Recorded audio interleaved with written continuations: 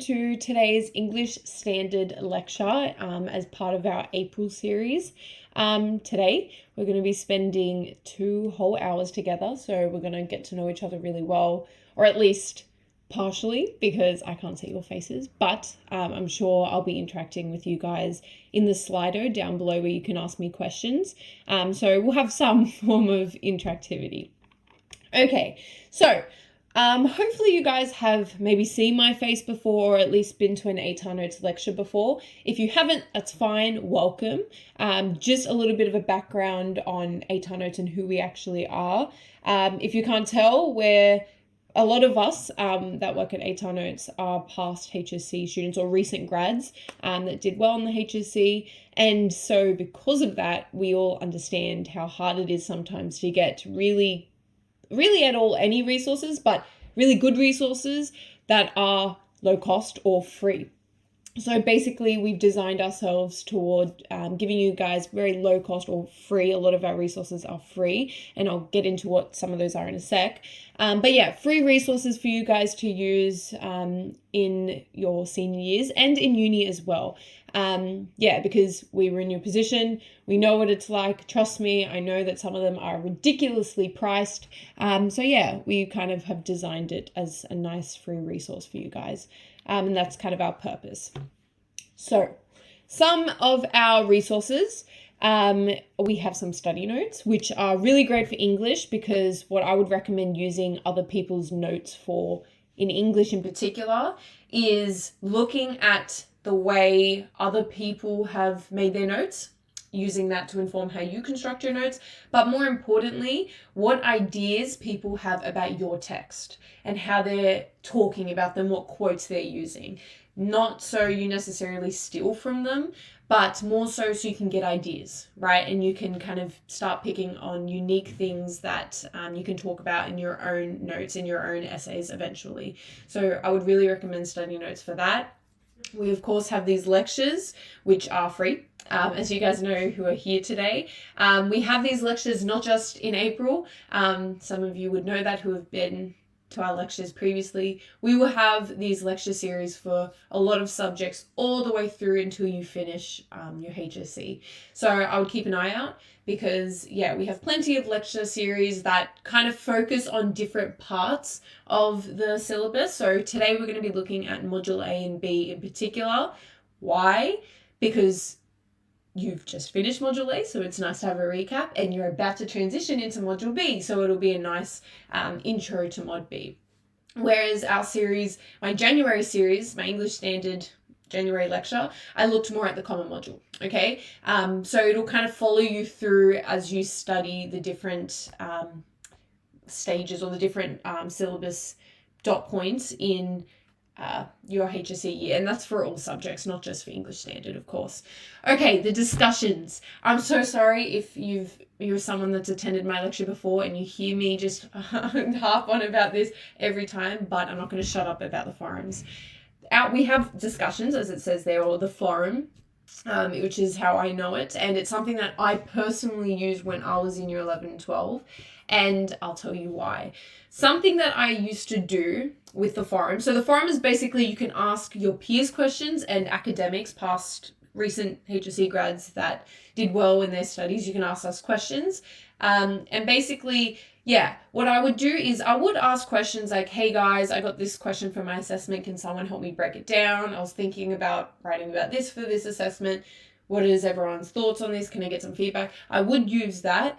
But the thing that I really liked about the forums is I would get feedback from past HSC graduates that actually, had gotten band 6s in the subjects I was getting feedback from. So I knew that I could kind of trust them, because if it worked for them, it must work for me. And also my peers. I remember there'd be so many times for English and legal studies in particular, people would say, hey, maybe you could talk about this idea, or maybe this quote would work better. And all in all, it was just really good. So I'm sorry for harping on about it, but I'm always going to be a ride or die for the discussions and the forums, because it's something that I can genuinely say I loved when I was in your position. But apart from that, we do have our videos, so we have newsletters, We have an ATAR calculator, which I'm sure you guys are progressively getting accustomed to more and more and using more and more. We also have some articles, and yeah, we have heaps more, and those are all free resources too. So just go to atarnotes.com/register to access all of them. Yeah, my favorite of which I have to say is the discussions. They're all really good, but I have to say that my favorite is the online forum or discussions. Okay, so I have to give a special thanks to the sponsors that actually allow us to run this lecture series for free. So La Trobe University, Royal Melbourne Institute of Technology, Deakin University, University of Technology Sydney, and Macquarie University. Thank you very much for supporting this lecture series. We couldn't do it without you guys. Okay, now into the content. What we're actually going to be studying today and looking at today. We're going to have 2 content blocks, right? Or 2 like chunks. As I said, we're going to look at Module A now that we've kind of finished Module A, and then we're going to look at introducing Module B, okay? Because, as you guys know, you're halfway through Year 12, okay? That's really scary, I know. But yeah, it's kind of the place now where we should be ahead of our studies. So this is something to really allow you to be ahead of your studies so that you can also devote time to revising everything as you're learning more stuff. Okay, then content block 2 will be on essay writing skills and study tips for you guys. And yeah, we'll have 2 blocks full of content tips and tricks for English standard success.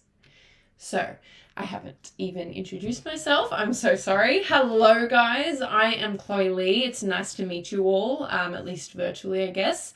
In high school, my subjects were English Advanced, Extension 1, Extension 2, Bio, Legal Studies, and SOR 2. As you can see, very much loved English. Yeah, I now study medical science at UNSW on path to postgrad study of vascular sonography. So I kind of switched it up there and went from English to like the sciences, which was a bit unexpected for me, I guess. But nonetheless, I still love English. That's why I tutor it, because I really, really love English. Which I know some of you guys are probably like, she is so weird. How do you like English? And there I've just inserted a photo of my dog, Russell, who is in that photo sitting pretty, which is one of the tricks he does. That's him at the beach. So let's start actually, no, one thing before we start Module A that I do want to mention is, and I started to mention it, down below this like video that you're watching me on, there will be a Slido, and in the Slido you can ask me questions. So please ask me any and all questions you have throughout the lecture. If there's something that I touched on that doesn't make full sense, please ask me the question. If there's something I didn't touch on at all that you're wondering, if there's something that's nothing to do with Mod A or Mod B in particular, and it's just about English, or it's about high school or HSC or uni at all, ask me anything really. And I will be responding to some of your questions. Now, if someone's asked the same question as you, or that you're wanting to ask, please don't re-ask the same question. Obviously, just kind of upvote the one that you want to be answered, because I'll be answering them in order of most liked to like with the least amount of likes, just so I'm kind of ensuring that I'm covering the really popular questions, the questions that everyone's wanting an answer to. So now we can officially start Module A. So this here is what you would have been doing so far in your like this term 2, I guess, or term 1. Term 2's study of Module A. This is what you would have done. So you would have had the full term focus on the Module A. You probably went in with little to no context about the module, what the point of it was, and the understanding of the text. You were assessed through multimodal presentations or prepared essays, whether it be hand-in or under exam conditions. Okay, that's probably what that last term looked like for you guys. Now, we need to transition from looking at Module A through the lens of in-term focus. So what do I mean by that? I mean, looking at it like, all right, in this next term I'm studying Module A, we need to look at it through mostly revision. So what should you be doing in regards to Module A to actually be performing well in your trials and in the HSC? Well, you need to have smaller chunks of revision and practice. Okay, I know we're talking about Module A, but this is also true for the Common Module. Really, really, really, really, really true, okay? Because something that I see happen a lot when I'm marking student responses, like later in the year, is the student will be preparing for trials and so therefore is doing a lot of Common Mod essays and Module A essays, and they start to forget things, okay? It's not that, maybe they have nothing to talk about and they're sitting there shocked. It's smaller things are forgotten. Like, for example, in the Common Module, I don't see the idea of a human experience anymore. I just see themes, because you're used to in Module A and Module B, kind of looking for themes or concepts. Whereas in the Common Module, we're really fixated on human experiences. I stopped seeing paradoxes, inconsistencies, anomalies. I stopped seeing those words. In Module A, I stopped hearing about identity and culture and the way language is being used and the link between all of those things, okay? So, how do we combat that? We want to spread it out throughout the year and maintain these smaller chunks of revision and practice. Okay, so what does that actually look like? Well, make the most of your study periods. And I would say, all right, I have an hour study period now, or free period, whatever your school calls it. I'm going to sit down. I'm going to do 30 minutes of timed writing for Module A. That's it. Okay, or maybe 20 minutes, 15 minutes. At least it's something. Okay, but nonetheless, you need to keep revising it. That's what I want to say here, because don't think you're kind of invincible and, oh no, that won't happen to me, Chloe. I'm different. I'm not that kind of student. Trust me, you will forget. If you don't touch something for a few months, you're going to forget. You also need to use the power of hindsight to reflect on areas of strength and improvement for future success. Yes, you would have gotten feedback, right, for your assessment that you submitted, and on the grade that you were given, you would have gotten feedback. That's not just something that you kind of open, turn it in, or open Google Classroom, look at your grade, skim through your feedback, close, whatever. You actually need to look at that feedback as you move forward. You need to implement it in your practice writing. Okay, so really harness that feedback that you were given, because you need it to improve between now and trials and even toward the HSC. You need to assess under exam conditions with totally unseen questions for a whole paper. Yeah. Obviously, you don't want to sit down right now and, try to sit a whole paper 2 exam. That's just unrealistic. But as I'm saying, build up to it. Okay, and if you guys have watched my lecture series from when you're in year 11, starting from year 11 all the way to now, you'll know that I've kind of been hinting at, or actually telling you explicitly, that you should be building up that practice writing, okay? In the beginning of year 12, a body paragraph every week was really all we needed. A body paragraph and an intro, 2 body paragraphs. Now we should be doing more and more practice writing, okay? That's going to be something that I talk about consistently all throughout the lecture, because I guarantee that someone's thinking of asking, or someone has already asked, what's the best way to study for English Standard? How should I be studying? That, okay, practice writing. It's the number one way to improve in English in its entirety, because you're going to be assessed on your practice, on your writing, okay? Like the HSC isn't going to be a hand-in, so ultimately you need to be building up that skill.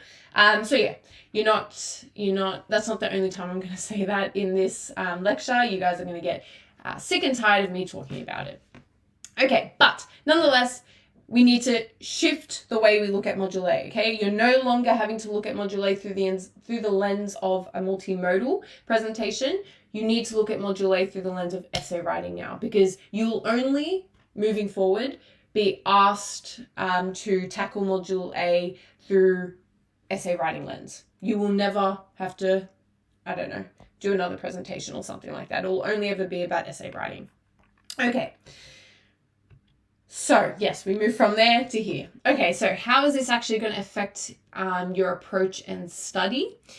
You need to, as I said, have frequent productive revision of the module in Rubric to keep its key concepts fresh in your mind. Yeah, so not just practice writing, but also making sure you have the rubric up with you as you start that practice writing. Obviously, don't have it, as you keep doing more practice writing, but initially have it up so oh, yep, the module said this about language. Yep, I'm going to put that in. Yep, it said this about culture. Yep, I'll make sure to touch on that. Then piggybacking off that, you need to use the module to guide your learning, note construction, and written responses.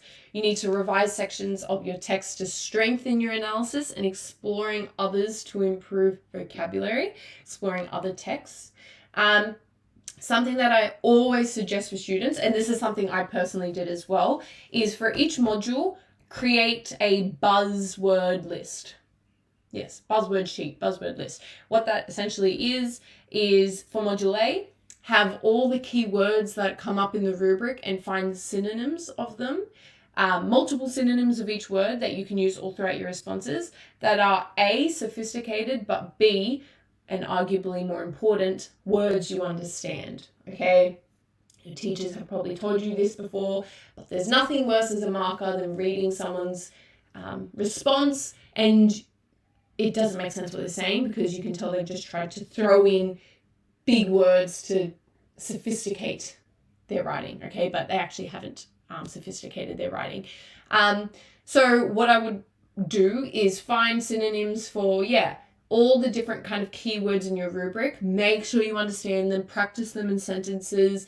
Look at a different definition, make sure you're fully confident in what they actually are talking about. And then have that buzzword sheet list up beside you as you do your practice writing and say, all right, I want to use these words. Okay, I'm going to use these words for this idea to help you increase and expand your vocabulary. That's something that I actually did myself and I can genuinely say it helped me a lot. Okay, nonetheless, you want to also be adapting to exam conditions and utilizing available resources to maximize success.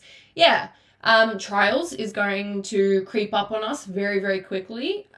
Take it from me, it's just going to be there suddenly and you're like, oh my gosh. So make sure we're prepared. Not just in terms of we know what to write about and we feel confident writing about it and we have our arguments ready to go. Also timing. Timing is for a lot of people an issue and something that they don't kind of work on throughout the year. In the HSC, really, you have 40 minutes in paper 2 per section. 40 minutes, okay, not 45, 40. And then it's not like you're going to turn over to module A and go, yep, start writing immediately. You're going to have to read the question, start to plan, maybe jot down a few things to plan. So it's going to eat into your 40 minutes. So you don't really have the full 40 minutes to write an entire essay in paper 2. In paper 1, you have 45 minutes each section, okay? So it's a bit longer. But for paper 2, for module A, shorter. And it's not even really 40 minutes, as I'm saying. So you really want to get to, in the HSC, you want to be able to smash out a body paragraph every 7-8 minutes, okay? Ideally, you want it to be even shorter than that, but 7 minutes, I think, is a good amount for most people because most people only do 3 body paragraphs. If you do 4 body paragraphs, obviously you should kind of accommodate to that in terms of timing. But 7 minutes is where you want to be at. Obviously, most of you wouldn't be at that stage right now. If you are, that's really great for you and keep that up. But I'm going to take a wild guess and say a lot of people can't smash out body paragraphs in 7 minutes. That's nothing to, if that's not you, if you can't do that, don't be too frantic right now. Just know you need to work toward that, okay? So it's better to start doing that now. Okay, so as I said, the rubric is your first destination for revision, okay? It literally is what you're being marked according to. So if you're really, really, really familiar with the rubric and you know everything about the rubric, you know the ins and the outs, obviously you're going to do well. Okay, so no matter what classwork you have done or the number of amazing examples you have in your quote bank, if you don't examine the rubric, you won't be able to succeed in the HSC, right? As I just said, your marker is marking you through the lens of the rubric, okay? So if you don't address the rubric, you can't succeed. It also helps because it narrows the task of revising and studying to a more manageable amount. Work smarter, not harder, okay? Don't try to study everything for a text. Only study what's relevant according to the rubric. So let's kind of have a recap of your Module A rubric, language, identity, and culture. Okay, basically, all of this can be summarized by saying that language is used by composers to comment on people's identities and people's culture. And that has an effect on readers' perception of these identities, of these cultures, and their own identities and cultures. Okay, so just to recap that, just so we're all kind of familiar with what the rubric's actually asking. The rubric is asking, how is language being used by a composer to shape, mold, or reflect certain identities and cultures? And how does that affect the perception of these identities and cultures to the audience and their own experience with their own identities and cultures? Okay, so are there any key phrases that we should? So really it's kind of this part here. Generally when you have like a rubric, the first part of it will be the conceptual stuff, and then this is mostly just about like you will be responding in the form of an essay. So just to kind of recap, just to refresh ourselves, the rubric says, language has a power to both reflect and shape individual and collective identity. In this module, students consider how their responses to written, spoken, audio, and visual text can shape their self-perception. They also consider the impact texts have on shaping a sense of identity for individuals and or communities. Through their responding and composing, students deepen their understanding of how language can be used to affirm, ignore, reveal, challenge, or disrupt prevailing assumptions and beliefs about themselves, individuals, and cultural groups. Okay, basically that kind of just recaps everything that I just said. Obviously, the big idea, and I'll touch on this as we go through Module A more and more, but the big idea is there needs to be some link between language, identity, and culture in your text. What is how is a composer using language, and what does that say about a particular identity or a particular culture, or both? Okay, that's a very first thing that needs to be present in your essay. What that link is, in particular, will be your thesis, and it should change depending on the question. So I could say, language is used in my text to mold a new identity, and mold a new identity by demonstrating an individual who belongs to many cultures. Something like that, okay? I've spoken about how language is being used and its effect on identity and culture. Now, you could have a completely different link. You could have that language is being used in this particular way, whatever the way is, to challenge assumptions about cultures and individual identities, okay? Completely different. It's just important that you have a link in your essay, which will be your thesis. Okay, so let's look at the key concepts and let's address it in revision mode. So what is language? It's a system of words, images, and sounds in our communication, right? That's really, really easy. What's sometimes not so easy is understanding what language is in an essay. So obviously language is words, right? Language is also, if you're someone that's watching a film like The Castle, some of you may have studied The Castle this term, language wouldn't just be the dialogue, right? It would also be the film techniques.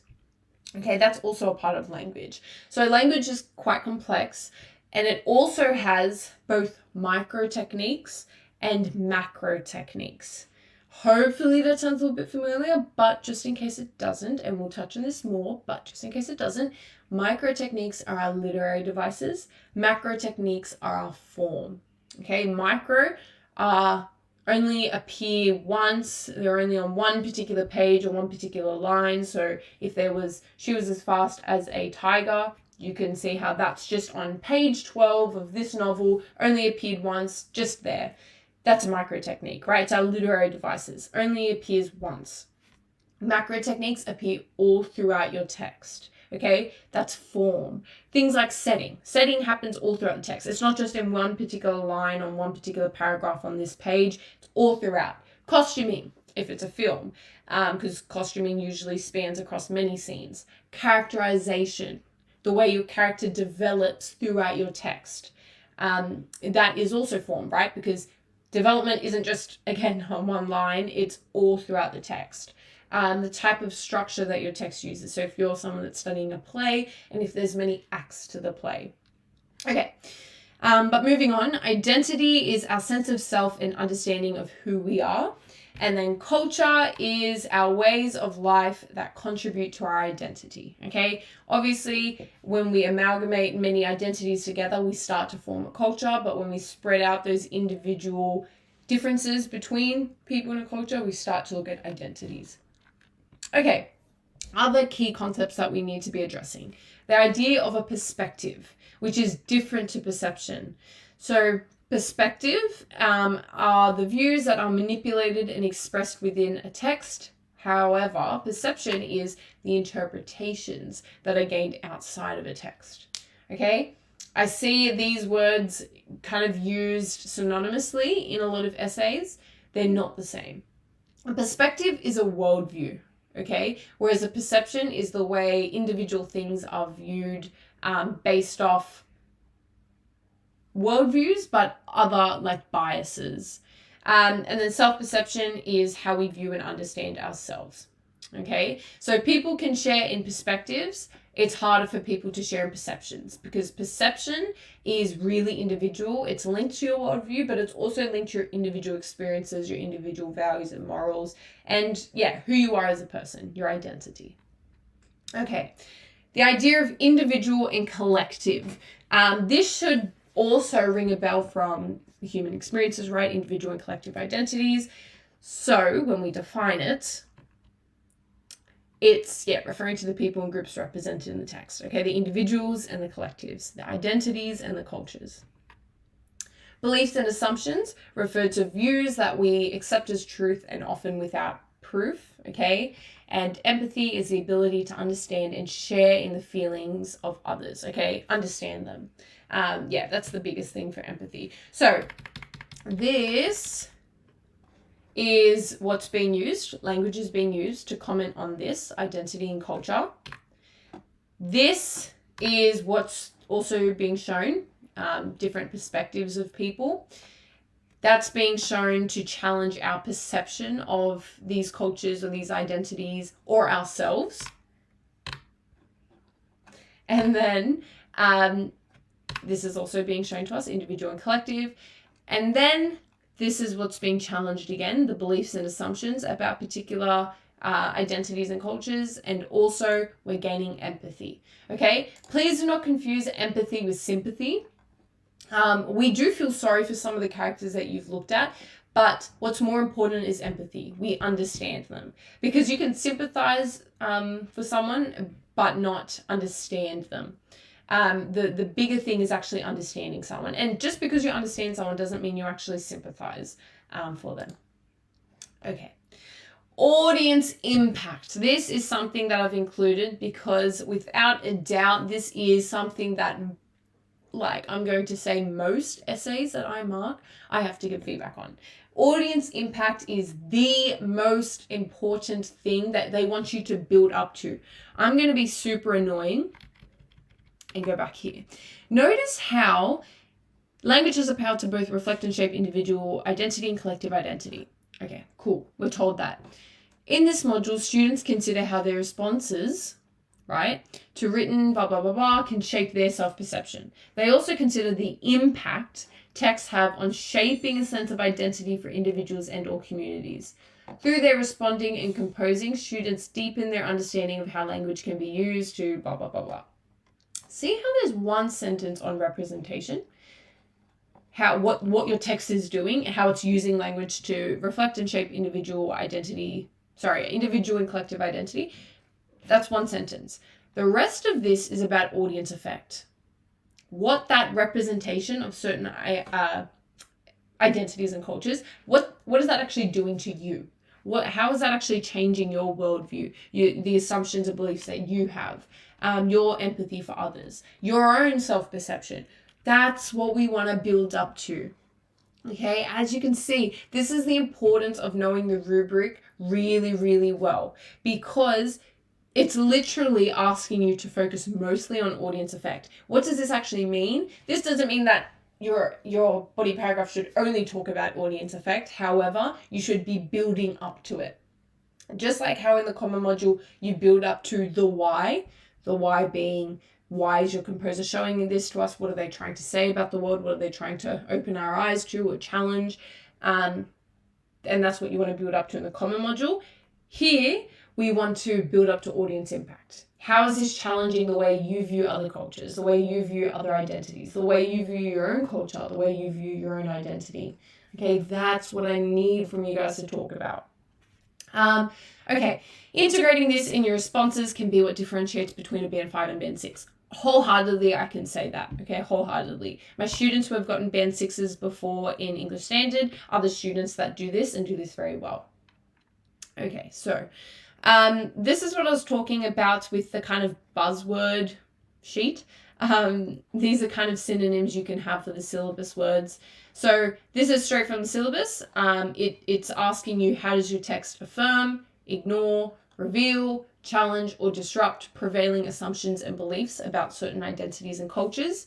And that's your audience effect, right? My text affirms this about Asian Australian identities, and this challenges my own worldview in this way. Something like that. So here are some synonyms. I would take a screenshot, or I believe you can download these slides down below next to the Slido. So maybe you want to download these slides so you have a copy of this, or you can just screenshot, up to you guys. But yeah, here are some words that I would start to implement in your writing to progressively sophisticate it and to match the syllabus, right? You're meeting the demands of the syllabus.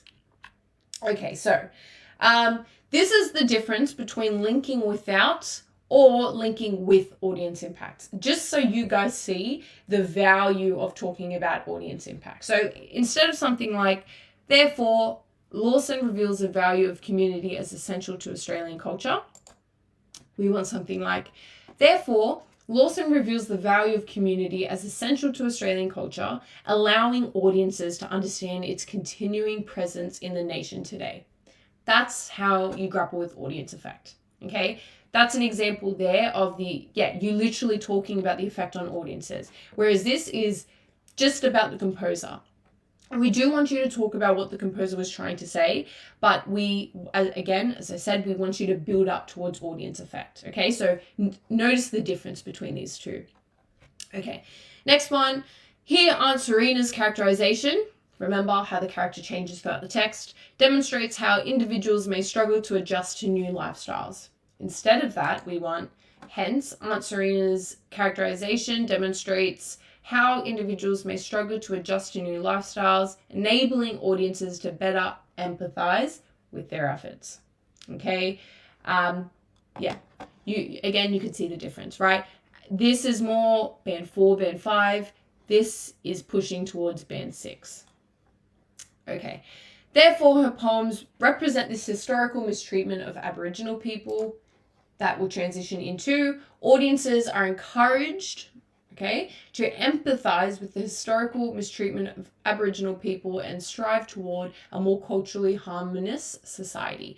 So again, you can see integrating audience effect, how it elevates it. So yeah, we just went through all of that.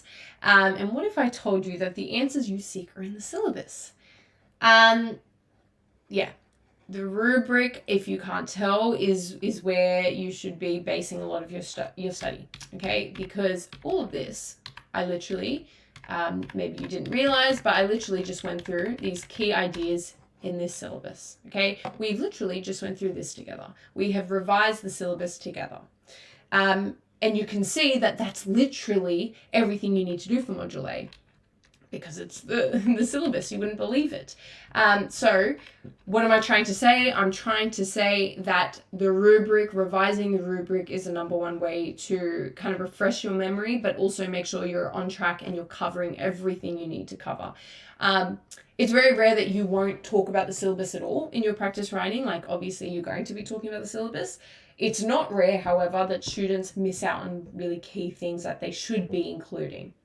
Okay, so yeah, what am I trying to say? Revise the rubric. We've done it today. So as you continue your study of Module A now, I would be continuing revising the rubric, and I would be doing more practice responses as because the rubric's so fresh in your mind. Okay, it also provides guidelines for the themes and ideas you should use in your responses, and it will help you approach future essay questions.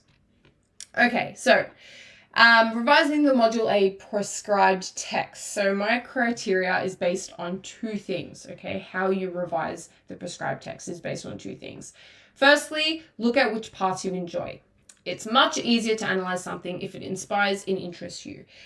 This is something I've spoken about in previous lectures, but just to recap, the number one thing that's consistent across all modules that as your marker I'm marking you on is your personal voice.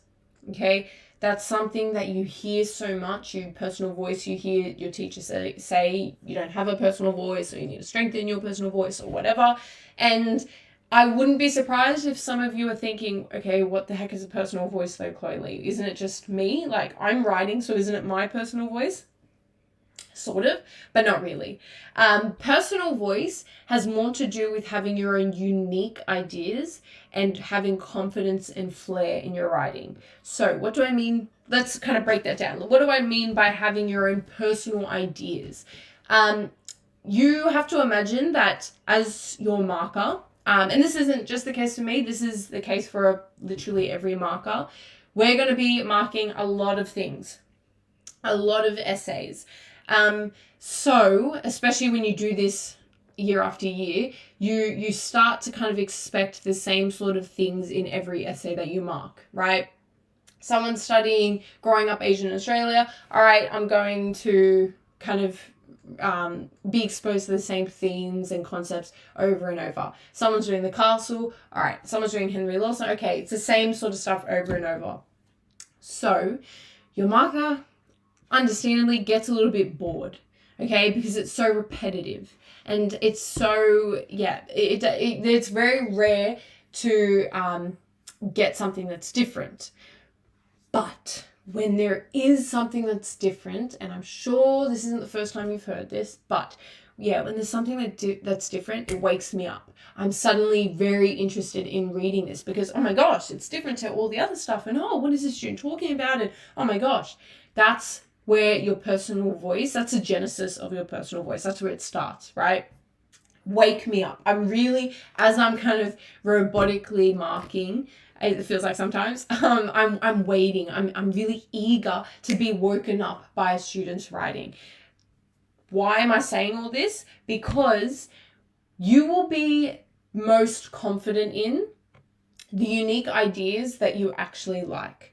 When you were reading your text, think about the parts that you actually felt really strongly about and focus on them. Because odds are when you're writing it, they'll be different to everyone else's, okay? Focus on the parts, and I've always said this, so I apologize if this is something you've heard in a previous lecture of mine, but focus on the parts that maybe in your class discussions you were disagreeing with everyone else. And that doesn't necessarily mean that they were wrong and you're right, or vice versa. It means that you just had a different idea to everyone. Flesh that out. See if you can form an argument or use it as part of an argument, because that's what I'm looking for, as I keep saying. That's personal voice, okay? If you have a really unique argument and you were disagreeing with Spark Notes and lit charts and your class and your friends, and you said, no, the book is saying this, or the poems are saying this, whatever, and you choose to write about that, if it's something that you're really confident in and really interested in, it is likely that the evidence you use will be really different to everyone else, right? Because it's a different idea and it's something that you are personally attached to. So you're going to say, all right, these were the scenes that I saw that in, and therefore your evidence will be different. When the evidence is different and when it's something that you're deeply interested in, that's where that flair comes from. Okay, so that's what I'm looking for in your personal voice. Again, why am I saying that? It's so much easier to develop a personal voice when you start with what parts you enjoy. Okay, not just what parts of the text, but what kind of discussions did you find that you enjoyed having regarding the text. So when your friend said that they saw this particular idea in the castle and you were like, actually, no, I didn't really see that. Focus on things like that. Okay. As well as that, also connected to the rubric concepts and text theme. Yeah. Which parts reflect the rubric concepts and text themes? This will help you formulate your ideas for essay writing. Okay. Of course, you also need to bring it back and make sure it's connecting to the rubric. Okay. So these are some common Mod A themes. That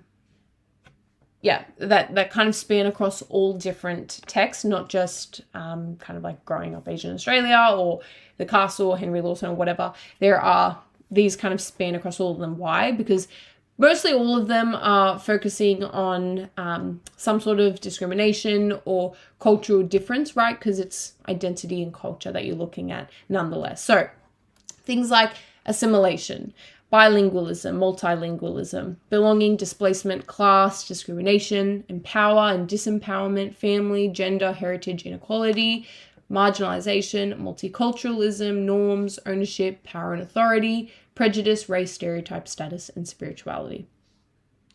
Those are all themes that you can look at. And if you're someone that's struggling and you've studied your text and you don't know what the heck to talk about in your essays, start here, okay? Look at how your text talks about assimilation or classes or heritage, inequality, whatever.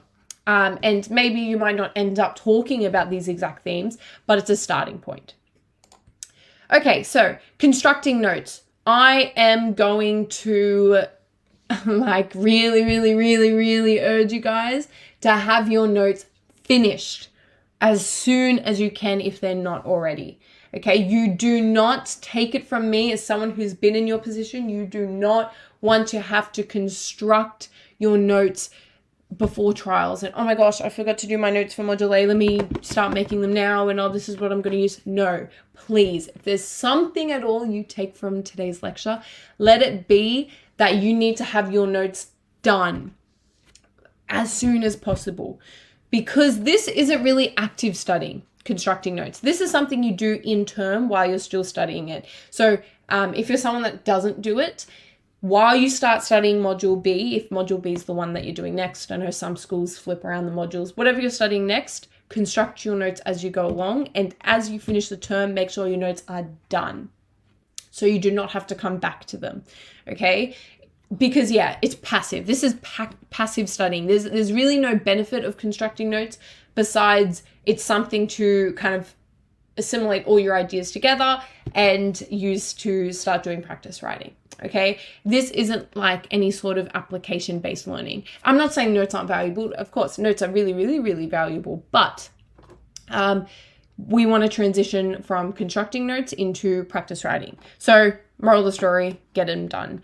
This is a kind of sample way of constructing your notes. I love notes tables. I find that they're just so much easier, and they just, they mimic the way you write your body paragraph, because you begin introducing your theme or idea, then you start talking about your quotes, and then you start analyzing the quotes, and then you build up to your audience impact. So as you're kind of memorizing all this stuff in lead up for trials and HSC, as you're remembering it in trials in the HSC, that's how you're writing it. So you're kind of going, okay, the theme was empowerment, my quote was this was my analysis, and this is what I built up to.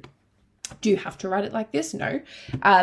I've had plenty of students that got a Band 6 in English Standard and didn't use notes like this at all, but I have had students that did use it like this. So I used it like this as well, and I liked it like this. Just find whatever works for you. There is no kind of one size fits all with constructing notes. Ultimately, the bigger picture idea here is that you need to kind of be finished your notes.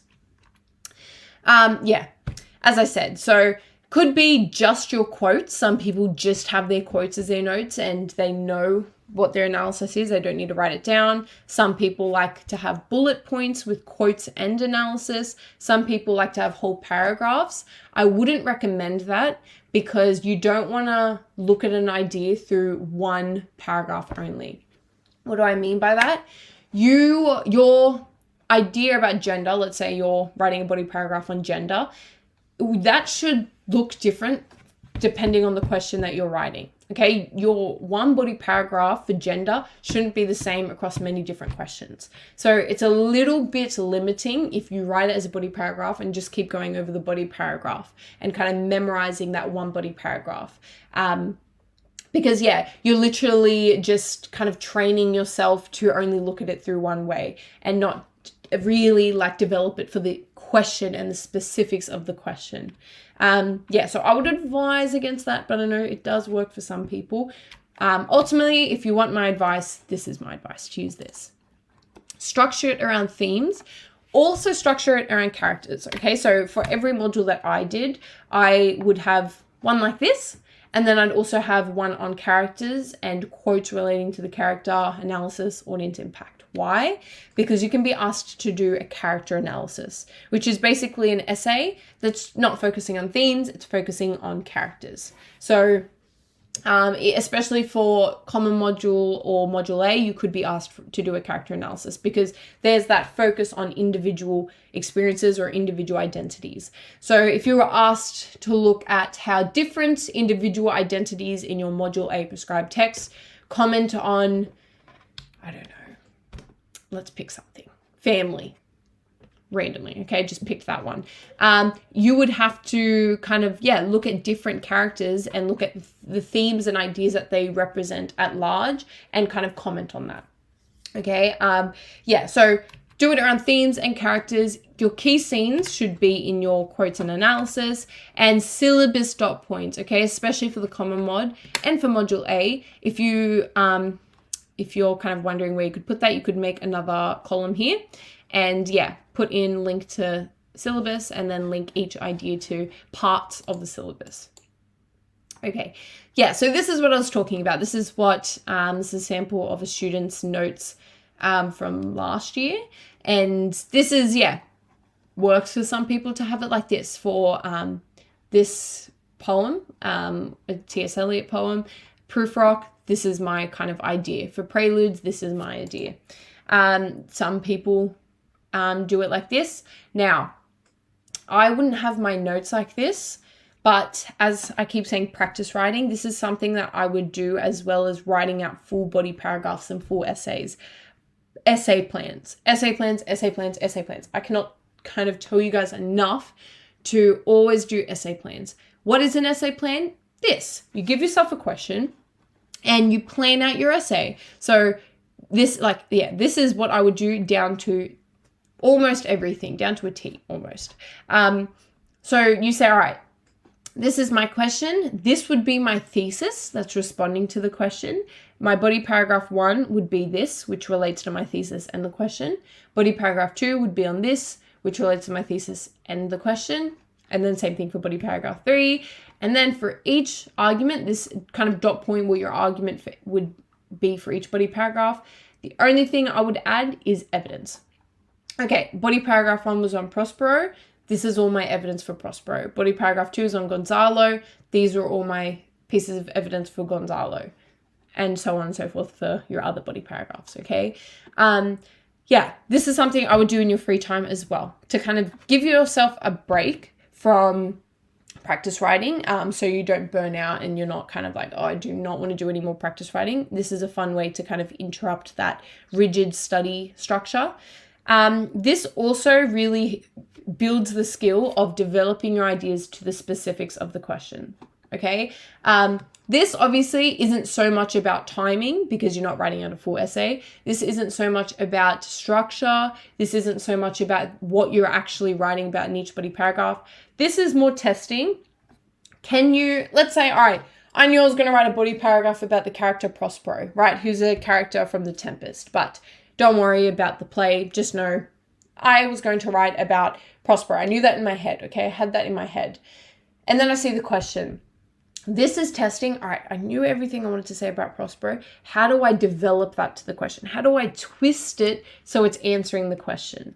One of the biggest mistakes you can make in the HSC overall, not just the exam, but the HSC year, is thinking that you need to have a new argument or you need to have an argument for each question. In the HSC, the question's going to be difficult, okay? I can almost guarantee you that. It'll be very fortunate if you feel that you can smash it out and you know exactly what to write and everything like that. It's very fortunate. But odds are that, the question's going to be really hard. So it's not so much, oh my gosh, I don't have an argument for this question. It's more so, what are my arguments that I have and how can I bend it to answer this question? So that's what this tests. I would very much recommend doing essay plans all throughout the year and start doing them now.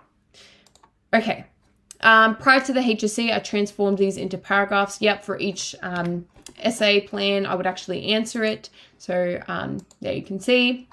And then wrote full practice essays for the questions that I'd written the essay plans for.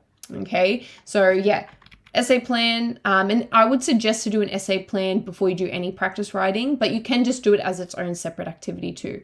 In the HSC, I actually made, not as in-depth as this, but I made little essay plans before I would begin writing, just so I could plan it out.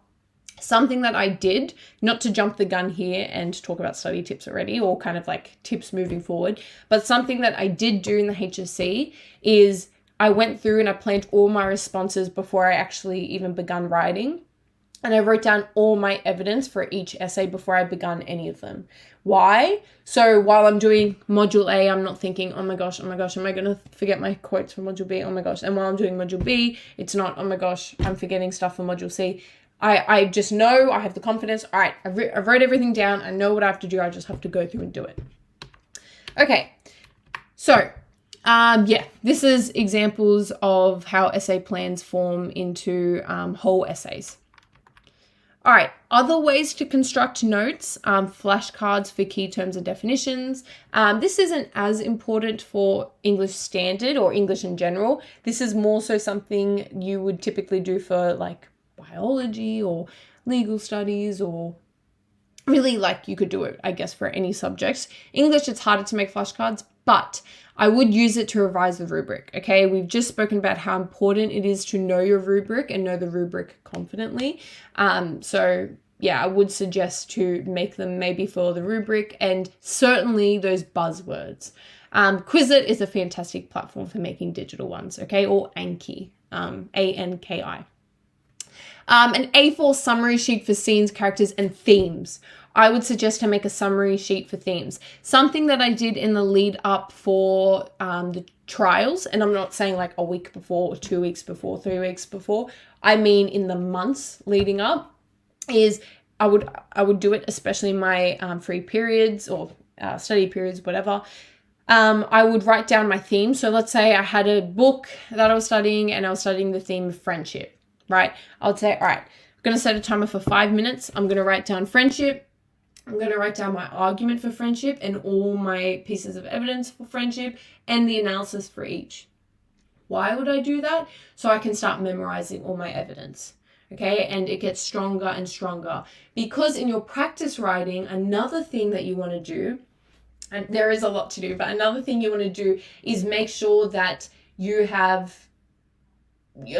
to do it independent of your notes. You don't have to always rely on your notes, because you can do practice writing, you can get feedback, you can do it under time conditions, that's great. But another element is you don't want to be relying on your notes, because then it kind of it's all thrown out the window when you get into an exam and you don't have your notes. So that's one technique I would say. Another thing you can do is mind maps for illustrating essay structures. And yeah, this would particularly be the case if you're a visual learner. All right, approaching essay questions. So this is how you want to kind of deconstruct essay questions from any kind of practice paper that you're doing, okay, or any past paper, or any in your trials or in your HSC. So there are kind of 3 things you want to look at in particular for Module A. Firstly, connect it to the rubric. What concept or concepts from the rubric are being asked or referenced here? Secondly, is there a prescribed focus that relates to these concepts or concept? So what that means is, are you being asked to focus on, I don't know, discrimination in particular? You're being asked to focus. So that's your prescribed focus, and you need to relate everything to that. And then finally, what is your assessment on audience impact for this question? How is it affecting the audience? So let's actually look at applying this. So going through concept, prescribed focus, and audience impact. Let's have a look at this question. To what extent does language comment on cultural issues in contemporary society? Make close reference to your prescribed text. So the concept is obviously language and culture, right? We know that that's taken literally straight from the syllabus. Our prescribed focus is cultural issues or issues, okay? While the syllabus or the rubric is focusing on culture alone, it's not focusing on cultural issues explicitly. So our prescribed focus here is, culture, but cultural issues. Audience impact is contemporary society, okay? Specifically contemporary society. What does that mean? You need to make a note, or you need to make note all throughout, what's distinct about the cultural issues in society that your composer is commenting on, and the reception to those cultural issues, okay? So, note that this is a very basic breakdown of the question. You need to deepen it a little if you want to address the question with more sophistication and nuance, okay? So, for example, for your concept, it wouldn't just be language and culture. It would be, culture, maybe the culture that your text is exploring, the Australian true blue culture. And the language is the dichotomy of having humor, but also depth in the silent aspects of the film, if you're studying the castle. So obviously you need to be specific to your text. We're not being specific now because you're all studying many different texts. Okay, so to, as I said, deepen it. Let's say to respond to this, all right, the concept was language culture. Because culture relates to identity, I'm also going to bring in identity. The prescribed focus was the shared and conflicting perspectives on issues. Okay, I've brought in other rubric terms. And the audience impact is the composer is revealing their relevance in contemporary society for audiences to gain awareness. You can see how I'm fleshing out each of these. This is more band 4. This is more band 5 to 6. Okay. You need to provide your own commentary on these concepts, prescribed focus, and audience impacts, okay? You need to deepen them. You need to relate to the rubric more strongly. So let's have a look at applying everything we just spoke about in an sample introduction for One Night the Moon. So thesis is, language provides commentary on cultural issues that are relevant to contemporary society. Composers mold and manipulate language to reveal both shared and conflicting perspectives held by individuals and collectives, shaping our understanding and perceptions on identity. Rachel Perkins' film, One Night the Moon, explores 2 Australian groups to represent the cultural conflicts that emerges from issues surrounding power, prejudice, and ownership. Through examining these concerns raised in the film, we gain awareness of the impact they have on collective identities and are encouraged to empathize with others as a result. Okay, so what actually makes that a successful introduction? Firstly, the concepts from the rubric are referenced and developed, okay? Language, culture, language, identity, culture, identities. We're referencing it. It's integrated all throughout. The focus is on cultural issues, which is established and enhanced with relevant modulated terminology. So, shared and conflicting perspectives. If we go back, maybe I shouldn't have went. There we go. Perspectives, okay? Taking straight from the rubric. Oh my gosh, maybe I should not have. Sorry, guys. Okay. But nonetheless, you can see I've fleshed out the rubric, made more connections than just the question alone. I have a hypothesis on the impact that it has on audiences who engage with the text. Okay, through examining these concerns raised in the film, we gain awareness of the impact they have on collective identities and are encouraged to empathize with people who suffer cultural issues. Okay, and the themes that are to be discussed are concisely listed. So power, prejudice, and ownership. Okay, this is a really solid introduction structure where you have your thesis, elaboration of your thesis, introduction of your prescribed text and how it connects to the thesis, introduction of your ideas that you will later look at, so body paragraph 1, 2, and 3, and then audience effect. Audience effect should always be, regardless of the module, your final sentence. Okay, now moving on to module B. I'm going to get you guys to look at module B with me. Why? As I mentioned in the beginning, so we can have a head start. So it will really help you as you get to module B. So it's not too much of a shock to the system when you start studying it and you're kind of thinking, what the heck is going on here? So I will say, not to scare you guys, or I don't say this yet for any negative reason, but I will be honest with you guys, it's the most Englishy of the modules. Okay, so it may be for some of you it won't be, but it may be the hardest to wrap your head around. Okay. So yeah, out of all the standard modules, this is the closest thing to what university students who major in English would do. It's literally called a close study for this reason. Here, you know how in the common module you're looking at human experiences, and then in module A, you're looking at identity and culture, and like language is in there, but those are really the big ideas. Here, the focus is language, which maybe doesn't sound that tricky, but is a bit tricky. I won't lie. It's very similar to, very, very similar to English Advanced Critical Study of Literature. Okay, yours is called a close study of literature. The only kind of big difference is, of course, you're not expected to be as critical as English Advanced, but still, it's very similar. It is, in my opinion, the hardest module. Okay, this is why I wanted to give you guys a head start. So, what actually is the purpose of Module B? What do you actually study Module B for? Firstly, to explore complex ideas represented in greater depth. Okay, because you're looking at how language is used to construct meaning. Okay, that's the big idea of this rubric, how language is used to create meaning. You're really interrogating the language. You're really looking at form and microtechniques, or language literary devices, as I was saying.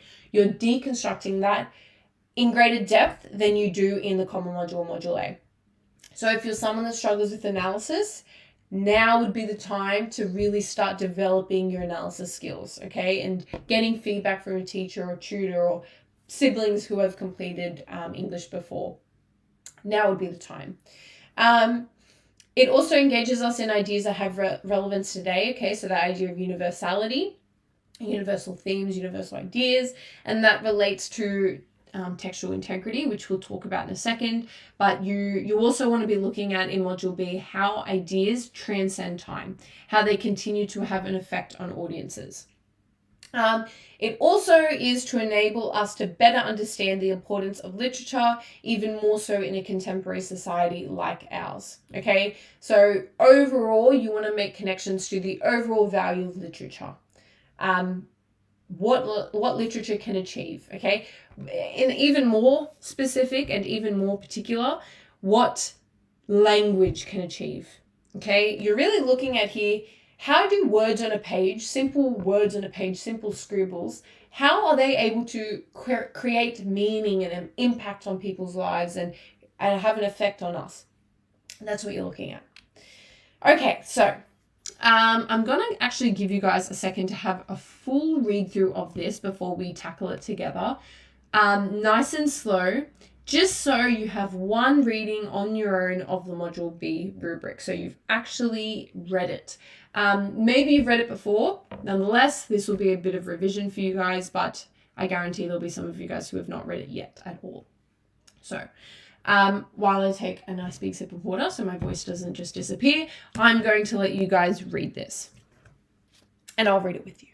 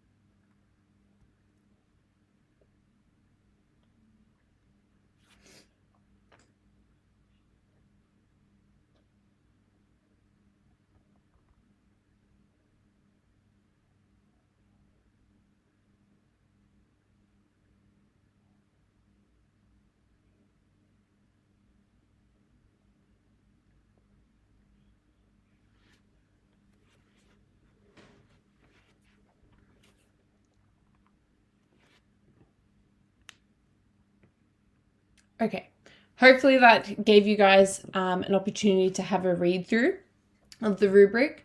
As you can see, there's a lot of focus on language, okay? There's not so much conceptual stuff.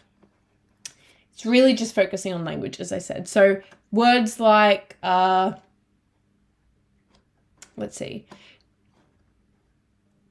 particular ideas, and characteristics of the text, okay? And the ways in which these characteristics establish its distinctive qualities. So the distinctive qualities about language.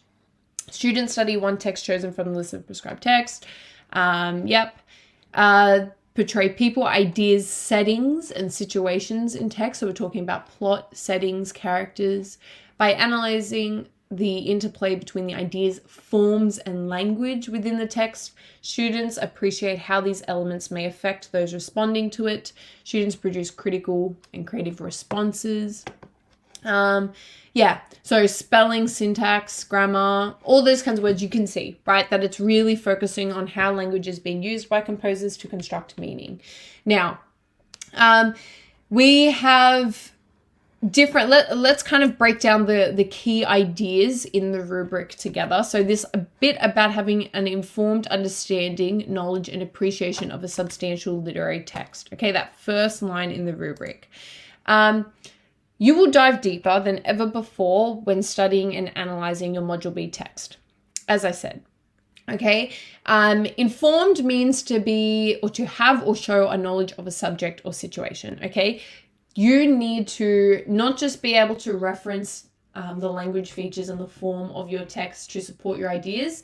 You need to be able to dive right into it, tackle it, and really flesh it out and understand the complete form and language of your text.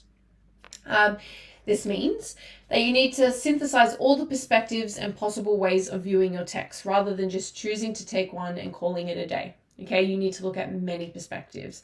I have actually seen questions where they ask something along the lines of having like more than one perspective on a text enables readers to have a greater understanding of its purpose, something like that. Okay, so you need to be able to talk about and flesh out many perspectives on your text.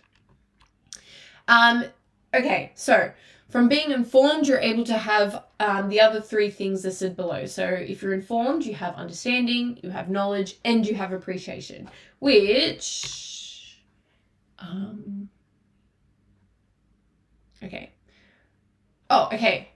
appreciate, knowledge, and I cannot find understanding. But nonetheless, those are all in the rubric. Okay, so once you're informed of the language of your text, you understand it, you have knowledge regarding the language, and you can appreciate it, which is something else. Okay, so let's look at this line in particular. Through their analysis and assessment of the text and their own composition, students further develop their personal and intellectual connections with and enjoyment of the text, enabling them to express their informed personal interpretation of its significance and meaning. Okay, so that is kind of covering understanding, knowledge, and appreciation, right? Okay, so this idea about having a personal response to the text in its entirety. Keyword is in its entirety. Something I see a lot of in like really just all the modules is that students will look at a key scene or a key idea, a key theme or idea, and only look at one or two main scenes to talk about that idea. So, for example, if you're someone that looked at Billy Elliot in the Common Module, if you look at Billy Elliot's experience with gender, you could look at the scene where he dances for his dad in the gymnasium. Okay, and then you could look at the scene where he's auditioning and he's dancing, ballet, which is kind of fine for the Common Module. The big difference here is we don't just want, okay, this is my idea, here are some examples of it. We want, this is my idea and this is how it develops through my text, okay? Ideally, that's what you should also be doing for the Common Module, Module A, but it's even more important here. Why? Well, that's what we mean when we say in its entirety. So not just how gender was seen in, this scene, this scene, and this scene. No, how gender was grappled with in the entirety of the play, book, film, whatever you're studying for Module B. Okay. This idea about particular ideas and characteristics which establish its distinctive qualities. So your texts are especially unique, which make them fit for studying. Okay, they're unique texts. When we say distinctive, we're talking about the characteristics of one personal thing, and so serving to distinguish it from others. Really, we're talking about what's distinctive about their form and their language. Okay, what's distinct about your text structure? What's distinct about its setting or its use of setting? What's distinct about the dialogue or the rhetoric? That's what we're talking about when we say distinctive qualities. Again, so you can start to build up that kind of buzz sheet list, whatever, for your texts. A synonym for distinctive, distinguishable, particular, unique, remarkable, noteworthy, idiosyncratic. Okay, these are buzzwords that you can slide in the place of distinctive. So you're not saying distinctive qualities, distinctive qualities, distinctive qualities. Okay. This idea about portraying people, ideas, settings, and situations. So this is how you're now transitioning from your deep investigation of how language and form are being used in your text to now how they create meaning. You'll notice that there is no meaning that you really need to focus on. Like in the Common Module, we had to focus on human experiences. And then in Module A, you had to look at really, in particular, identity and culture. Here, it's just portray people, ideas, settings, and situations. So it's really broad. You can have many different things to talk about in Module B. Why? Because that's not what you're getting assessed on. What you're getting assessed on is your understanding of how language creates meaning and how it creates meaning that transcends time and has a continual effect on people. Okay, so these aspects are depicted in a text in order to illustrate an image. They also intersect and operate with one another. To understand people, we need to understand the settings they're in. To understand the ideas, we need to see how they're played out in different situations. Okay, so we need to see how these different elements work together to create meaning. So how are people being portrayed by language and form? How are ideas being portrayed by language and form? How is setting? How are situations? Okay, think of it like a moving car. There are many moving parts to create meaning in a text, and you need to address all of them. This is why there's such a big focus on form for Module B, because form, will help create or resound the meaning that's attempted to be created in the literary techniques. So setting. Setting, if you're talking about how a character feels, setting can reflect or shape the way they feel. So therefore it's relevant, and therefore it has a role in creating that meaning around your character. Which you can see is really important, right? And that's why we need to focus on all the moving parts of a text to help it create its meaning. Okay, so this idea about, again, portraying people, ideas, settings, and situations. In this sample text, we can see a person, right, a subject, so a cartoon character sitting on the ground. We can see ideas, so the theme of isolation. We see settings, we see buildings, shaping an urban landscape conformed in the text within city. And we have a situation. So circumstances of the individual have impacted his perceptions and sense of self. So he felt smaller and more lost than he had ever when he was alone in the city. Now, not to get too deep into it, but the literal words on the page, that's obviously language, right? Of course, that's language. The setting would be more form, okay? It's harder to have form with artworks because those are more visual techniques. But let's imagine that this was a film and this was a shot from the film, like a still shot. Is that what they're called? Oh my gosh, sorry, my mind's failing me. If you know it, just maybe comment it down below. But nonetheless, this is the setting, okay, which is form. We have fragmentation of the narrative voice. So what does fragmentation mean? Well, you can see that it's not kind of cohesively placed next to each other like a paragraph. It's broken up, it's fragmented. That's form. That's structure, right? We have... That's probably it. If there was some music, we could talk about the score. Now, score is an ongoing thing, okay? You want to talk about the development of the score all throughout the text. Remember, in the text... Oh my gosh, sorry, I need to stop. Yeah, in the text entirety, not just like the sound in this one scene. Okay, so what are we exactly looking for in Module B? Literally anything and everything that makes your text awesome, okay? Literally anything to do with language and form that creates meaning, okay? Yeah, which is, as you can see, why it's a bit tricky, because there's so much to talk about, which means there's so much to analyze, which means you really have to be on the ball. So what will Module B actually cover? As I said, it will cover language forms and features such as characterization, narration, setting, etc. Context, which gives rise to representations, portrayals, and themes. So why your composer actually chose to use language in this particular way, and then why they chose to create meaning in this particular way. So don't just look at, my composer was born in the midst of World War II and therefore grew up to want to provide commentary on World War II and therefore said this about World War II. No. We're also looking for, my composer was from the Romantic era, or was from the Modernist era, or the Postmodernist era. And therefore, postmodernism uses a lot of fragmentation in the writing. So that influenced the language and form we see in the text. Okay? So you also want to look at things like their genre that they belong to, and the literary era that they belong to, and how that influenced the language forms and features we see in your text. Just going to repeat that one more time because it's something that's often missed by a lot of English standard students.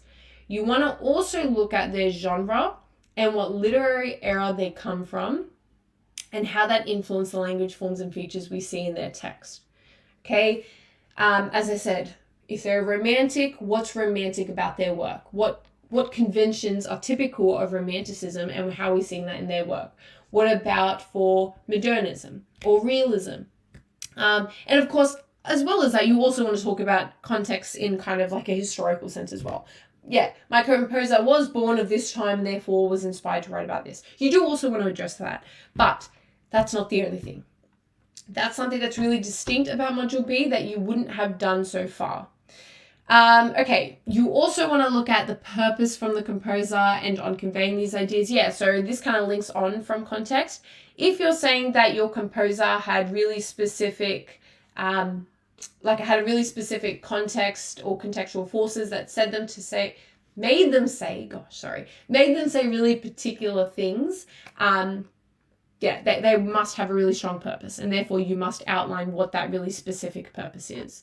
And therefore you're building up to, once again, just like we saw in Module A, audience impact across time and space. Instead of it being audience impact on language, culture, and identity, here you're looking at the lasting effect of language on the theme and on the relevance of the text. Okay, so if the text was able to create...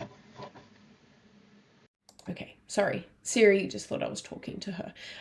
Nonetheless, what was I saying? Sorry, Siri just messed me up now. I'm going to blame Siri for that.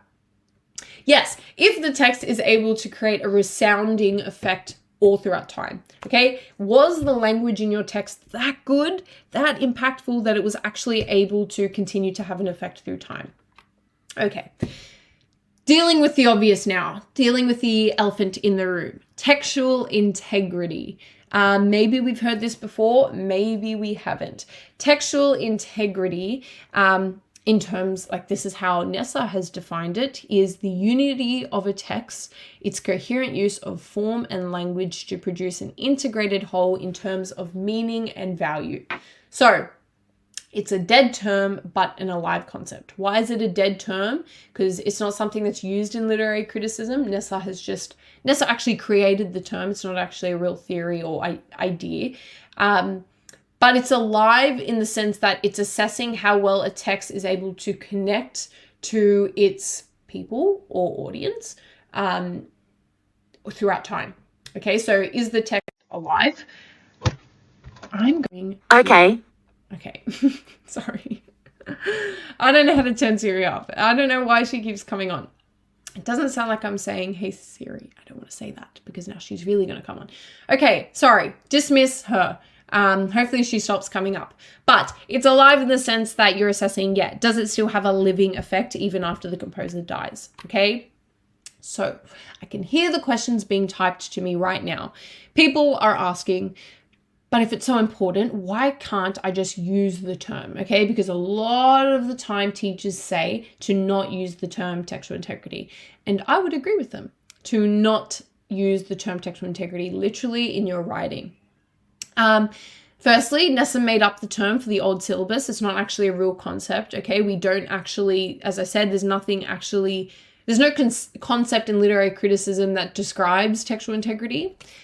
Students overused this term to death in their responses because they thought it was sophisticated and failed to actually answer the question. That's the main thing. Every year that I speak to HSC markers, they always say that they hate to see kind of the same phrases over and over and over in HSC responses. Okay, things like textual integrity. Use synonyms. Stop saying textual integrity over and over. That's what the kind of feedback that they're giving. So yeah, that's kind of the main reason you can't use the term. As well as that, Nessa deliberately got rid of it in the new syllabus. Okay, because of the effect of that. However, you still do want to describe the idea of textual integrity, maybe without saying textual integrity literally. So textual integrity can be incorporated throughout your response with these expressions. You can also devise your own notes to strengthen your personal voice and to strengthen your commentary on textual integrity in your text. So instead of saying literally textual integrity, phrases that you could use to replace the idea of textual integrity or the word textual integrity, the phrase textual integrity is the enduring value of the text, its ongoing relevance, the timelessness, universality of the text, its lasting impact, the continual significance of the text, its persisting and sustained influence, and the text's ability to transcend time and space. Those are all kind of phrases that you can use in place of saying literally textual integrity. Okay, so this is kind of, I wanted to show you guys this to kind of show you how different thesis writing is for Module B compared to your other modules. So obviously the common module and Module A. So this is a sample kind of Module B thesis, something along the lines of, through studying, we may understand the importance of composers' work. In turn, readers across time may also understand the lasting value of the composer's work. Okay, so obviously this is like really generic because there is no composer that I've spoken about or text in particular that I've spoken about. But you can see that I'm talking about like the language that's being used. So through studying, and I would be distinct about what kinds of language features are being used, the meaning that's created through that use of language, and then how it's created a lasting value or enduring value, ongoing relevance, all that kind of stuff that you don't want to explicitly say it's created textual integrity. Okay. Yeah, start off with this kind of generic formula and then start to experiment with ways to make a you version of it, okay? This is incredibly generic. I just wanted to give you guys kind of an idea of what you would want to be covering in your thesis. Yeah, but the idea is that you want to be saying how language is being used in particular, all right? That's similar to Module A, but you want to be more in depth. And then from that language, what meaning is created overall regarding the text. And then you can look at kind of subpoints of it in your paragraphs. And then you want to look at, has that meaning stood the test of time? Is it still relevant? How do we know if meaning is still relevant? Okay, because I keep throwing out these terms, enduring relevance, maintaining its, relevance through time, that kind of thing. How do we actually know it's relevant? Well, if we can still make modern day links to it. So let's say your text was written in 1980 for a really particular purpose for the people of 1980s, and it's something that's not really relevant anymore. Does that make the text completely irrelevant to modern society in 2023? No, it doesn't. It makes it still is relevant, is what I'm trying to say. It's still relevant. It's just the meaning of the text changes. So don't think that textual integrity is that the meaning that it had when it came out has to be the exact same meaning as it has today. No, as long as it still has meaning, as long as it still is able to teach society something or show society something, as long as people are still able to formulate connections to the text. Okay, that's really, really important. That's kind of the big idea. Okay, so let's have a look at the sample question for the curious incident of the dog in the nighttime, which some of you guys will be studying in like this following term for Module B. I believe the curious incident of the dog in the nighttime is the most common text that people study in Module B. Yeah, I'm pretty sure it is. Or the Truman Show, between those two. Nonetheless, you may be studying the curious incident of the dog in the nighttime. So let's have a look at this question. The complexity of human relationships is central to the curious incident of the dog in the nighttime. To what extent do you agree with this statement?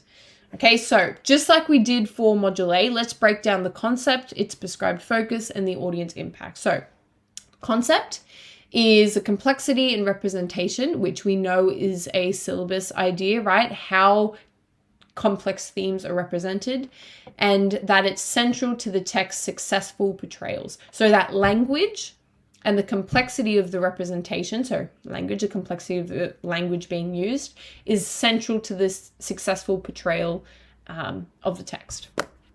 So language is central to the text. That's very Module B-like, and so therefore that is the obvious concept. The prescribed focus is it's getting you to focus on how human relationships are being represented and how that is central to the text. And then the audience impact is not specified, so you can come up with one. Sometimes you will have, and this kind of goes for all of your modules, sometimes you will have a really specific audience impact that you need to focus on. Other times, like in your question, other times the question is not specific about an audience impact and you can pick one. So here I've chosen to look at the universal message that encourages us to form meaningful connections with others. Okay, so kind of aligning very closely with the idea of textual integrity. Okay, so let's have a look at a sample introduction for Module B and look at what's good about it. So let's have a read of it together. Through studying the intricate construction of written language forms and features, we may understand the importance of human relationships in literature.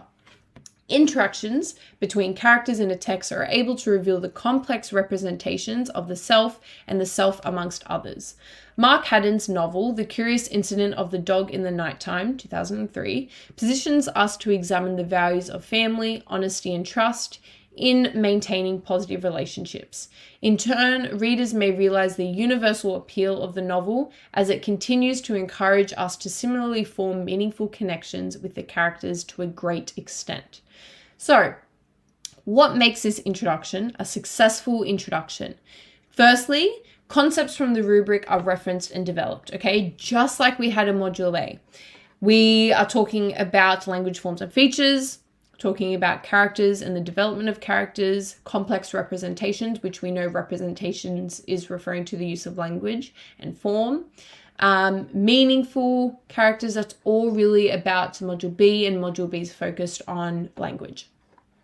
There is a focus on human relationships, which is established and enhanced with relevant Module B terminology. So the prescribed focus on human relationships is addressed and specified. Okay. Then we have the hypothesis on the audience impact, who engage with the text over time. So in turn, readers may realize the universal appeal of the novel as it continues to encourage us to similarly form meaningful connections with the characters to a great extent. And themes are introduced. Okay, body paragraph 1 will be on family, body paragraph 2 on honesty, and body paragraph 3 on trust. So that's what an effective Module B introduction looks like. Okay. As you can see, the way you can kind of mark your own writing is very similar across the modules, except what we mean by concept will change, of course, between Module A to Module B and Common Mod, because it's tied to the rubric. And obviously we have a different rubric for each one of your modules. The focus obviously will not only change per module, but it'll change per question, because you're asked to focus on something different per question. You might not, you might come across a couple questions that ask for the same sort of thing, but generally it should change per question. Audience impact will change across the modules, and it will likely change across the question as well, especially if you get given a specific audience impact that you need to prove. And of course your themes will change. Okay. Ultimately, Module B is all about justifying why a text is important and how it can be understood from many angles and perspectives. Okay, embrace them all to formulate your own. A big piece of advice, or a big tip I can give you guys as you head into Module B is to go on ATAR Notes, HSC, THSC, trying to think of other resources I'm aware of, anywhere where you can get past student responses, okay? And look at how other people have perceived or how, other people's perspectives and opinions on your text, okay? Why? Not so you can steal it and like just keep their perspective, but you're exposed to as many different perspectives on a text as possible, which we know is what Module B is about.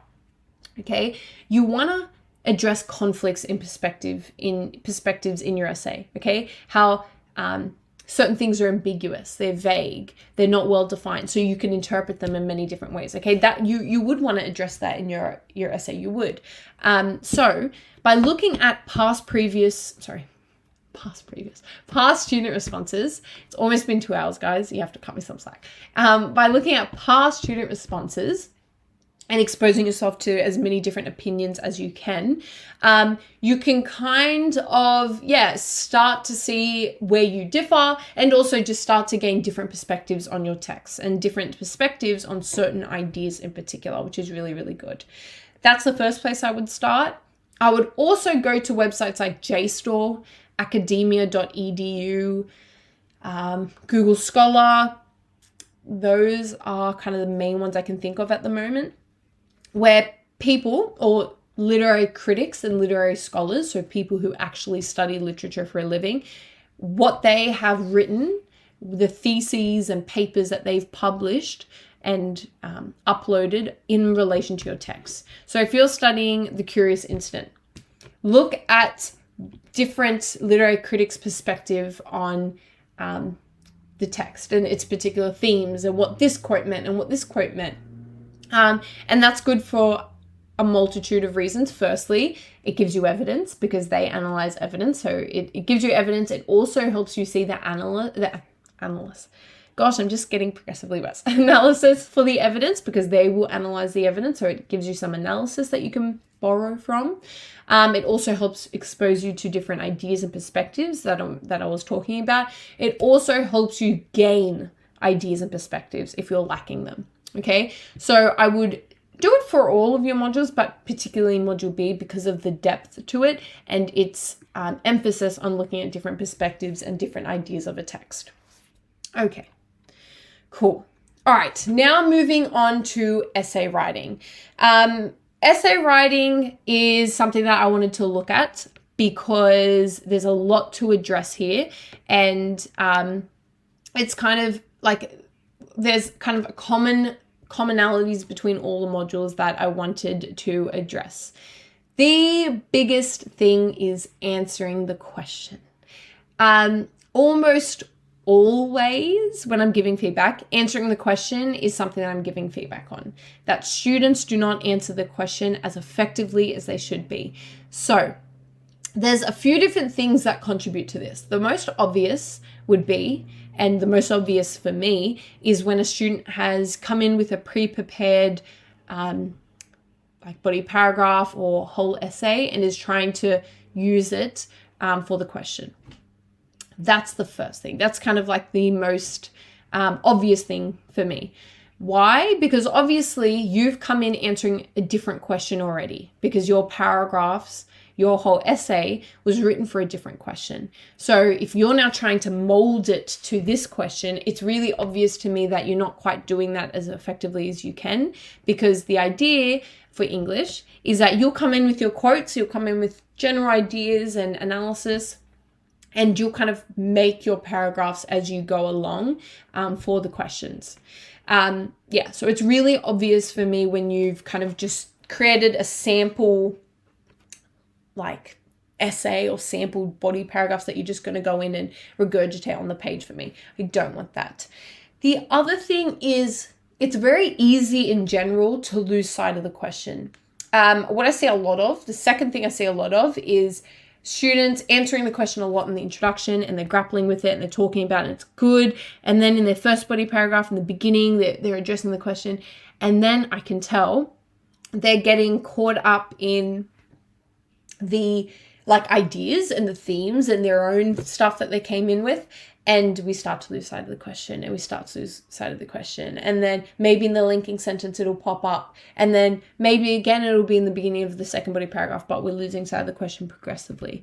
Okay, it's really easy to do because you can get caught up in, oh yeah, this is what I'm trying to say and these are my ideas and this is my analysis, and yeah, you completely forget to actually answer the question. Remember how I said your marker is marking you through the lens of the rubric? They're also marking you through the lens of the question. Okay, when I'm marking you, I'm tied to the question. I'm bound to the question. I can't mark you on anything that doesn't answer the question. Even if it's still relevant to the rubric, it's going to be really hard for me to give you those marks if it doesn't answer the question. There's been countless times where a student has written the most beautiful response and everything's there in terms of the rubric and it's sophisticated and it has flair and there's a strong personal voice and everything, except it's not answering the question. Okay, so I can't give those marks. I know it sounds like I'm just kind of harping on about this, but really it's such a big thing that I see a lot of. So I really, really, really just want to address it and make sure that you guys, as you're doing more practice responses, something that you're getting feedback on is something you're specifically asking your teacher, your tutor, your siblings, whoever, am I answering the question? If you are getting feedback from someone, which of course I would certainly recommend if you can't tell already, I would certainly be specifying firstly, do I have a personal voice? Is it well developed? What can I do to improve my personal voice? That would be the first thing I would ask the person that's giving you feedback. The second thing I would ask is, am I answering the question? Am I answering the question in the best way possible? Is there a way I could answer the question better? What did I miss? What haven't I covered? Okay, because yeah, those are the two biggest things we're marking you on. So Sorry, tangent over, but I think that was really important. So this is the fundamental goal of essay writing, which is often forgotten. No matter how much studying you do, how incredible your analysis of the texts are, if you do not answer the question, the rest of your time in English will be a struggle. So let's have a look at this sample question. I realized what imagery can do, that it gives us life. It makes us aware of life. Robert Gray, 2003. How is setting constructed to creatively explore ordinary experiences? So let's have a look. Let's deconstruct this just like we have been for Module A and Module B. The concept is on the construction of setting. Okay, so the construction of language, the construction of form, setting. Prescribed focus is ordinary experiences. Okay, we're getting asked to focus on ordinary experiences. And then finally, audience impact is raising awareness to the places and lives explored in his poetry. It makes us aware of life. Okay, so let's have a read of this introduction, which is firstly very, very small, but let's have a read of it together and kind of deconstruct it. So, the effective construction of language forms and features enables literature to have enduring value. This is evident in Robert Gray's collection of poems, Coast Road 2014, which intimately explore a variety of themes and ideas. Through his poetic representations of Australia... Oh, no, I do not want my Mac to die. Let me quickly plug it in. Good. Okay. Sorry. Through his poetic representations of Australia in Byron Bay, Winter, Journey, the North Coast, and Harbour Dusk, Gray engages with the notions of beauty, spirituality, and journeying.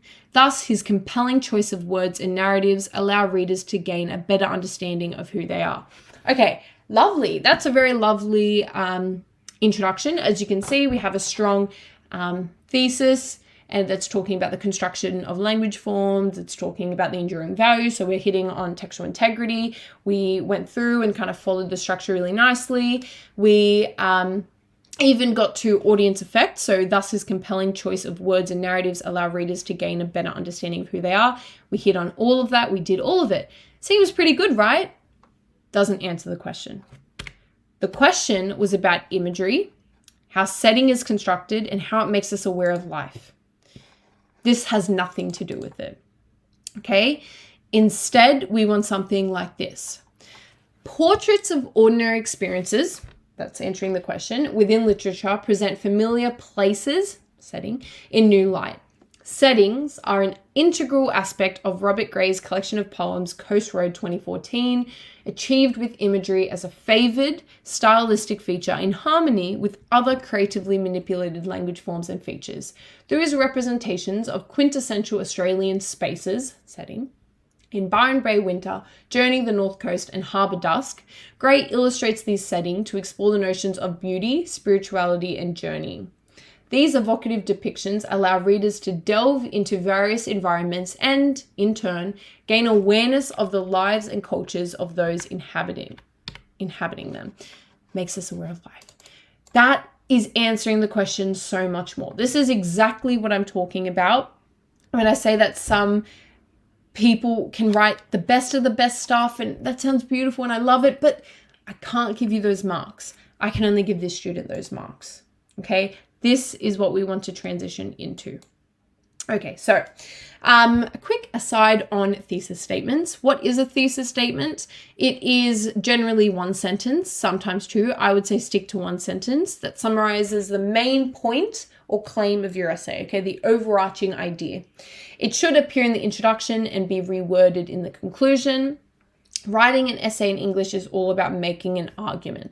Okay, so in your thesis statement, you are telling the reader what the argument is, and in the rest of the introduction, how you are going to make it, okay? How you're actually going to make your argument. Your thesis is your through line. It's what's connecting all of your body paragraphs together. Remember, I'm not going to go on too much about this, but all of your body paragraphs must link together. There must be something consistent about all of them.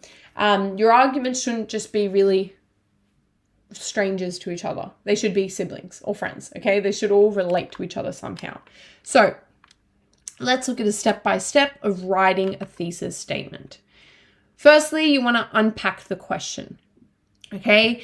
Then you want to consider the syllabus, Then you consider your ideas about the text, then you want to draft an answer, and then finally check its effectiveness by mapping out the rest of an essay. So let's put it into practice. Imagine this is the question. In what ways does your text offer new insights into the anomalies in human behavior and motivations? All right, the common mod. So firstly, if we're following through the steps and what you want to do for each of your each of the questions you're presented with. Firstly, we're going to unpack it, right? So in what ways? A way is a method, style, or manner of doing something. So we need to be particular about the ways that your text does something. Does it offer new insights? Okay, a new insight is a new way of understanding something, original ideas, or ideas that diverge from the dominant discourse. Anomalies refers to something that deviates from what is standard, normal, or accepted. Human behavior, obviously how humans act, and motivations are the driving forces that determine human actions. Okay, we've unpacked the question. We know what the question is asking now because we've deconstructed it. Don't underestimate the power of deconstructing your question if you don't understand it. This really helps making sure you understand all aspects of the question. When you don't understand it, and even when you do think you understand it, there will likely be things that you haven't picked up on. Okay, so in a slightly reversed order, to answer this question, we'll need to make judgments about, because slightly reversed because we're kind of considering your ideas about the text and what you need to do to be effective before we do the rest. But bear with me. So in a slightly reversed order, to answer this question, we'll need to make judgments about what anomalies in human behavior and motivations are presented in the text, in what method, style, or manner are they being represented, what is new about the understanding of anomalies in human behavior and motivation in the text, okay? Those are the three kind of big things that this question was asking about. If it helps to break it down into sub-questions, I would suggest doing that, okay? Especially in the beginning as you do practice responses to make sure you're answering the question fully. So then you want to consider the syllabus. If there's one thing or one more thing that you take from today's lecture, it's that you obviously need to consider what the syllabus is asking and make links to the syllabus all throughout, okay? That's kind of something we've done all throughout almost 2 hours today. Look at the syllabus. How do we make links to it, okay? As I said, your marker is marking you through the lens of the question, but also the syllabus. So we need to make links to the syllabus. So we're getting asked about in what ways does your text offer new insights into the anomalies in human behavior and motivations. So we can recognize that that's straight from the Common Mod syllabus. But specifically, this part of the syllabus is essentially asking you to identify that human experiences are complex. Okay, so we need to link it back to the idea that human experiences are complex, they're intricate, they're complicated, they're confusing to understand, they're difficult, okay? Note that this question said nothing about that. Where in the question does it say anything about complexity or difficulty or anything like that? It doesn't, right? This is the importance of understanding the syllabus. This is why I'm harping on about it, because as your marker, I'm kind of being really mean in a way by not telling you that I'm marking you on the complexity of the human experience. I'm silently marking you on it. I'm expecting it. You don't even know that it's not spelled out for you. This is why you need to go, okay, that idea about anomalies in human behavior and motivations. Yep, I know where in the syllabus that comes from because I've been revising it. Yeah, I got to talk about complexity. Wow, I didn't even mention that. Okay, this is what I'm talking about. Band 4, low band 5 students are the ones that will literally just answer it straight out as it is. Band 6 students are the ones that are really confident in the syllabus, know what it's asking, and can make those links. This is the importance, okay? Didn't even ask about complexity. You needed to know that this part of the syllabus is the part that's talking about complexity. Okay. Then you want to consider your ideas about the text, okay? So for the purpose of this exercise, I'll be using the crucible just to help us kind of narrow it down. So let's answer each of these questions that we came up with. So this idea about what anomalies in human behavior and motivation are present in the text. Basically, all of the characters at their own times behave in ways that are counterintuitive or go against their own beliefs and best interests, which deviate from the standard or accepted view that there is a logical cause and effect between motivation and behavior. Okay, some examples I could use might be Proctor, Abigail, Mary Warren, etc. How is this represented? Because I'm looking at different characters, the main way that this insight will be offered will be the characterization or their character arcs, right? The way that they develop through the play. Okay, this is just one approach you could take. Yeah, there are plenty of ways for you to approach this question. Really, I'm just trying to show you the steps of writing a thesis.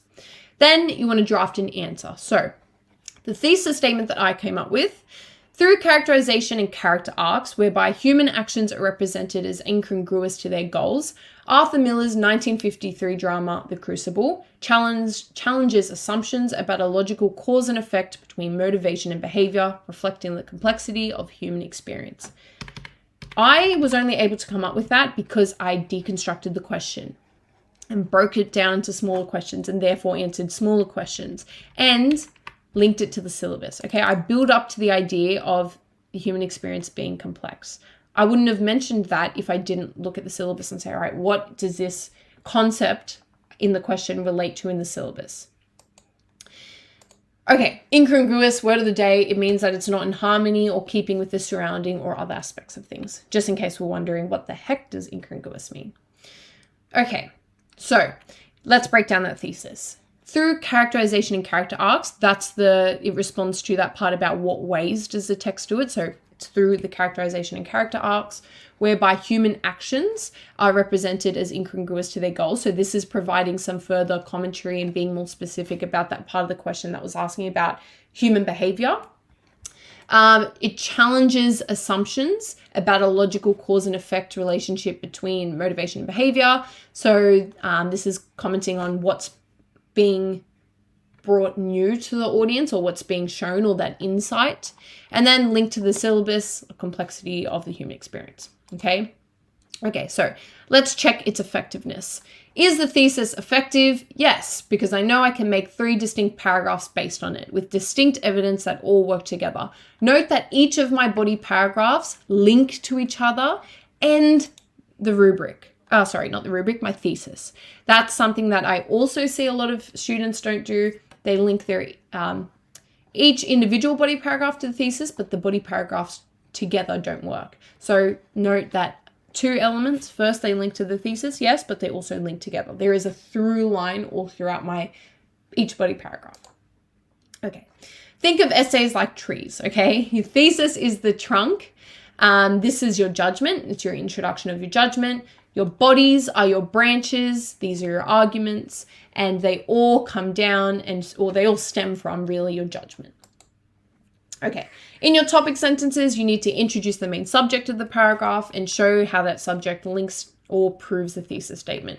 So, for example, Arthur Miller's play The Crucible is a thought-provoking text that continues to be relevant because the themes it explores address contemporary concerns. Okay. We're not going to go through this, but essentially the idea here is that it needs to stem from your concept statement. Okay. Careful manipulation of language can allow us to form a greater understanding of our cultural differences. However, acknowledging these differences ultimately serve the purpose of bringing us together rather than isolating us further. Okay, so you also need to be providing commentary on your themes as you write as well. Okay, and these are some different themes that you could provide, that you could comment on. But note that these themes may not be directly related, but they do branch off from the thesis. Okay, possible essay structures. This is my favorite kind of essay structure. I'm a bit biased. I like doing it based on themes. Some people like to do it based on characters. As I said, that would best work if you're doing a character analysis. But personally, I find that this kind of structure is the best kind of structure. Some people, yeah, and this would be an example of it, right? 1 theme on class, 1 on family, 1 on gender. Yeah, your word count distribution will be adjusted based on your assessment and personal limitations. Okay, the benefits of writing like this, well, it introduces 3 original arguments that support your judgment made in the introduction. It is a nicely proportioned hamburger that you've never had. And its disadvantages is that poetry and short stories require discussion of more than 1 text. So if you have a short story or a selection of poetry, if you have a selection of short stories or a selection of poetry, you can kind of integrate different text throughout your paragraphs. So this could be one for someone doing contemporary Asian Australian poets. Or this is how I would suggest to do it if you have many texts. Do an integrated structure where you look at many texts together. Yeah, and that would be an example of it. Okay, cool. All right, synthesis. The end of the second text discussion should include synthesis. After you've looked at each text together, you should have synthesis. If you're someone that has many texts that you're studying in one module, after you analyze both of them, you should have synthesis. Okay, it allows you to integrate to an extent and compare text representation of the chosen theme that is carried onto the second text body. Okay, I'm going to skip through this just in the interest of time, but essentially this is the same stuff we were talking about, right? Having for your body paragraph, yeah, topic sentence, elaborate your analysis and your audience impact. As I said, your final sentence should always be your audience impact. Now, we're not going to go over this, but it is still something that you can definitely have a look at if you want to kind of download the slides and go through it, just in the interest of time. Okay, so we're going to skip forward to tips. Okay, so piggybacking off of my feedback or my advice for memorizing quotes or your notes, as I said, write out your notes. Something you can do is look, cover, write, check. Going back to primary school, it feels like, but genuinely, or as I said, what I used to do wasn't quite look, cover, write, check. I would just, without my notes up, set myself a timer and write out, okay, this is my theme, this is my argument, this is all my evidence. Read them before you go to bed, get in the habit of doing that. Record yourself reading them and listen to them whenever you can.